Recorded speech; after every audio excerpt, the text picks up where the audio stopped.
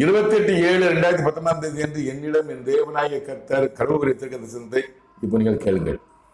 சுதப்பவத்தம் கிங்கும் மாரடதும் கேதாரத்தோரம் மாதுவி தேசம் இத்தேசம் அதிகாரம் உள்ளவன் அவனுக்கு விரோதமாகவே நான் என் கரத்தை நீட்டியிருக்கிறேன். கொடுக்கப்பட்ட அதிகாரம் அவனை விட்டு விலகி செல்ல நான் உத்தரவிட்டிருக்கிறேன்.